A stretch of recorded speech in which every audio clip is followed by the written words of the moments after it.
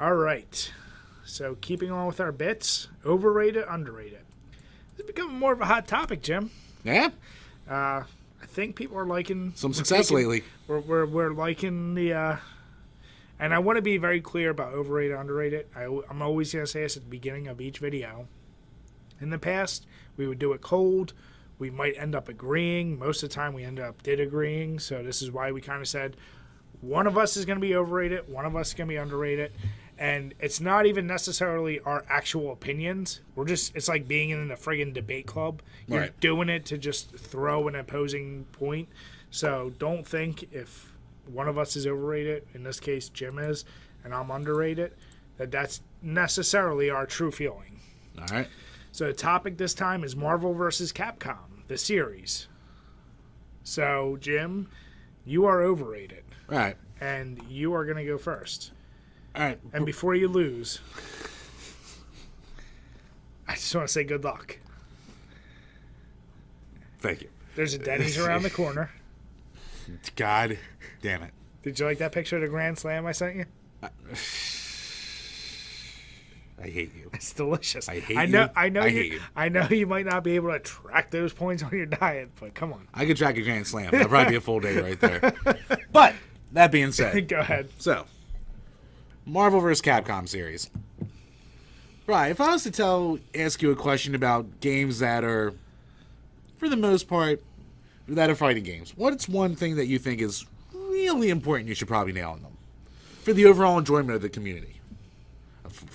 Of casuals, of experts, in between, anything like that. I think you have a couple answers there, Jim, but my guess would be controller characters. No. The most important thing is balance. Balance with the characters. Being able to pick any character you want, have a chance of learning them, and not have one character go in there and just fuck everyone's days up and ruin it for everyone. Games where you don't have to say no odd job. Or, in this case, you have to say you're playing Marvel vs. Capcom 2, you got to be like, all right, no cable, for fuck's sake. And you have these characters. It's always been a completely imbalanced system. And if you want to just get down to brass tacks, the engine's been a little bit lazy between 1 and 2. Sure, maybe it looked a little bit better, but throw some more characters in there. Whoopee. Throw the number of teammates on there. Oh, you added one more. Great. There's some innovation for you. And let's not even get into Marvel vs. Capcom 3, which is just a mess of graphics, and you can't even see what's going on. So if you like motion sickness and being confused all the time. Could we just make the record clear and write this down? That part of the reason why you hate that game is because I whooped you so badly in every single match that you just claimed it was because of the game, and it couldn't have possibly been that I was just whooping that ass. No. It was because I was using an arcade controller, which I never use. I gave you the regular one after you bitched about it. And then I still whooped you and you said, well, fuck this game, it's stupid. There's no whooping. I think that's one game I actually, from my old hard drive, still have the footage, Jim. You want me to upload it? Yeah, dig it up. I probably did lose, because it's a shit game. If it was a good game, I would put the time in to actually get good at it. But you can pick up a game and play and go, this isn't that good. And with Marvel vs. Capcom 3, how many revisions did they need of it? Typical Capcom bullcrap where you needed 17 revisions before you got it something that's relatively decent. You mean like Street Fighter? In a way, you could say like Street Fighter. Okay. I just want to be clear that you're saying it. All the things you're saying could apply directly to Street Fighter. But there's a difference there with Street Fighter because... Is there? Very much so. Because when Street Fighter 2 first came out, we were talking about the Stone Ages here. We're talking about the early 90s. So, of course, and with different arcade machines, you're going to have different arcade revisions. And, of course, you're going to want ports of that. You're not going to be wanting to play just bland old 8-character Street Fighter 2 on a Super NES, and then you see Championship Edition and not go, why can't I play with the boss characters? So, of course, they would release them again and again. But we didn't have an arcade scene for the later Marvel vs. Capcom games. There was an arcade out there. No. But we needed 17 versions of it because the game wasn't that good. And that's not even going into the complete mess that is Marvel vs. Capcom Infinite. So you're talking about a series that maybe peaked back in 2001 based off that love of just, oh, this was so fun back before games were good. So you had to go into it just going, okay, it's a game you love more for the fan service, and people like to trick themselves into thinking that it's an actually good fighting game. Which at the end of the day, it's not.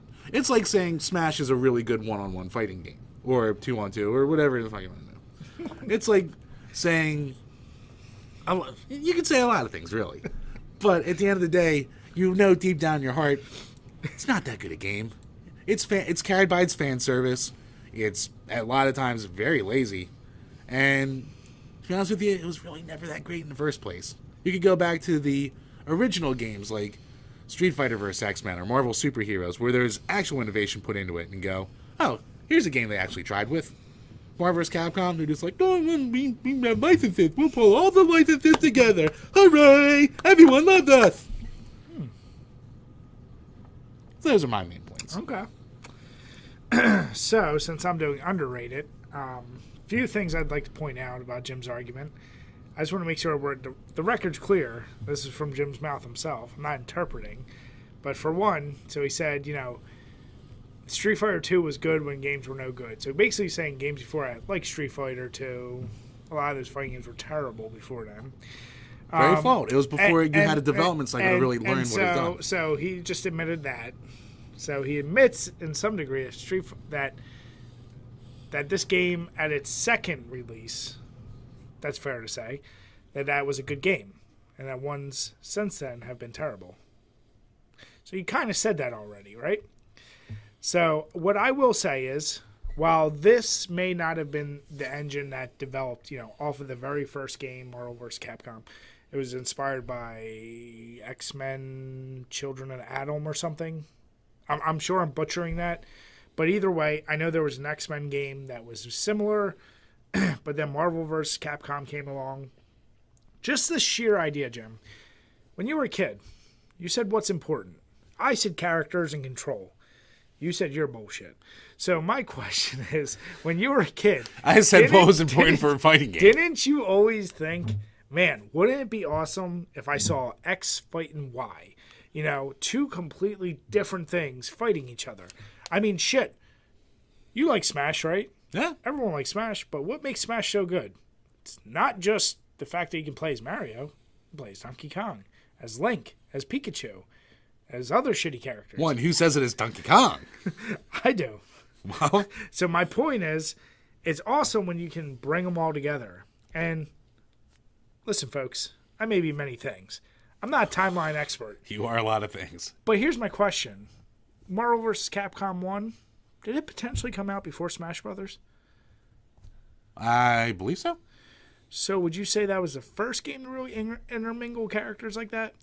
Putting aside SNK games that did like King of Fighters and stuff like that. Yeah, King of Fighters was doing it for years before then. So my point is, on an even more major scale, we know in fighting game, in that world... Or you had like Fighting Vipers on the Saturn, which combined a bunch of different stuff. Nobody cared about, because nobody had a Saturn and nobody gave a shit about.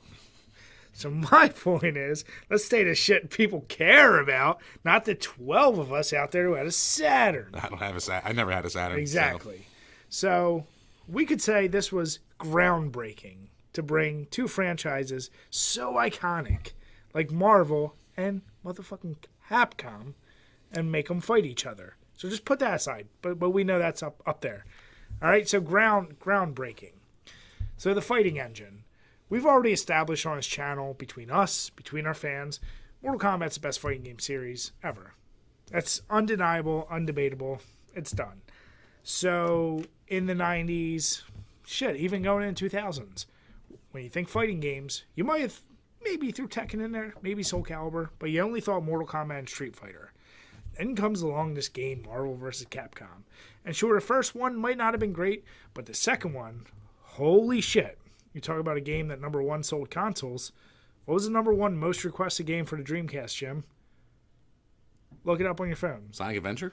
No. Look it up on your phone. Typing of the Dead? I'm not even going to tell you. It's fucking Marvel vs. Capcom 2. And what holds its value like a motherfucker? Marvel vs. Capcom 2. Definitely does. And what's undoubtedly, and we might have done a certain bracket, that was a single reason probably why that series came as number 3 behind Mortal Kombat and Street Fighter, Marvel vs. Capcom. The controls were goddamn really good. I sucked as shit at combos, and I would get my ass whooped, but I would still want to play because I'd want to play as all the characters. You had tag team mode, which you really didn't see in video games that often or done as well. You had multi-combo tag moves. The shit was innovative as hell. Sure, you had Street Fighter with its bullshit controls and its million releases, but it's funny you would make fun of the releases of Capcom, and yet you still love Street Fighter so much. So in essence, you're saying you hate Street Fighter as much as you hate Marvel vs. Capcom. And you talk about unbalanced characters. Pretty sure I gave my reasoning for that. And you talk about unbalanced characters. I can't think of a single fighting game on the first game release, maybe other than Mortal Kombat, that didn't have bullshit unbalanced characters. When you play Street Fighter 2, if someone's Ryu or Ken, shit's bullshit. And then when they learn a little more, they're Chun-Li or E Honda, shit's bullshit. Nobody's picking up Zangief for the first time until you learn. And sure, he's pretty good. But let's face it, you're not playing as fucking Zangief, are you? Nope. So my point is, you can't sit there and the flaws of every single fighting game before laid upon this groundbreaking game, which is Marvel vs. Capcom 2. Well, before you go on, Brian, Go on that point. When it comes down to the actual fighting engine, Marvel vs. Capcom is really just Street Fighter's fighting engine simplified. You mean Don't you think? Yeah, made better. Simplified. I mean, to that point, I don't think Street Fighter had some of those crazy combos, tag systems. It wasn't flowing as fast, and it wasn't moving as good. I don't know. You put Turbo all the way up to like 8 stars. I just speed. don't remember fast. that game having Jill Valentine with zombies coming at you.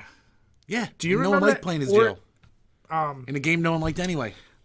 No one like Resident Evil? Are you going to try and throw that out there? No, I'm talking about are you throwing that out there? MVC 3. I'm talking about 2. We're still on 2.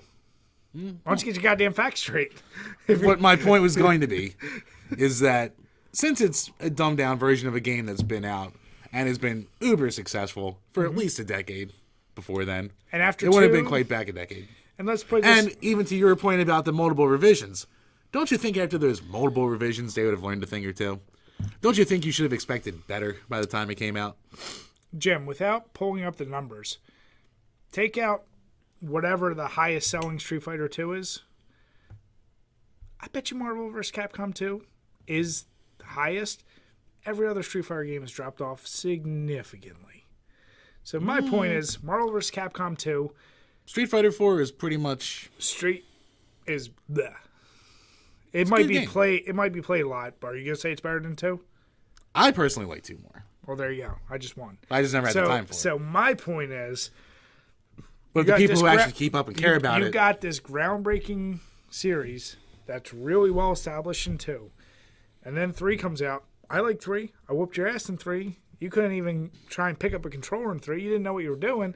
So either way, Infinite, I can't speak to. I'll be honest. I haven't played it. But, honestly, a series, even if... Infinite, a game so bad it got Marvel vs. Capcom kicked out of EVO events. And I believe that. But here's the deal. Dragon Ball. It got kicked out for Dragon Ball. Yeah, it's that bad. And no one likes Dragon Ball. Sir, please. Sir. Nerds like Dragon Ball. So my point is, a series that was a legit competitor taking out Tekken to the 2 monopolies that were fighting games, and it really was a reason to buy the Dreamcast. It was a reason to go play a different arcade game, and has its own setup. There's no doubt that it's underrated, Jim. And let's face it, when else can you play as Spider-Man versus Jill Valentine? Bri, how can the game possibly be underrated when the collective masses suck its dick so much? There's no underration there. Because you don't need to use stick. We've already been over this. I won that one too. Stick sucks.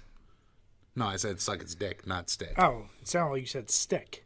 Because you got that dick in your mouth. God, I hate you. Now, Jim, you're counting calories, right?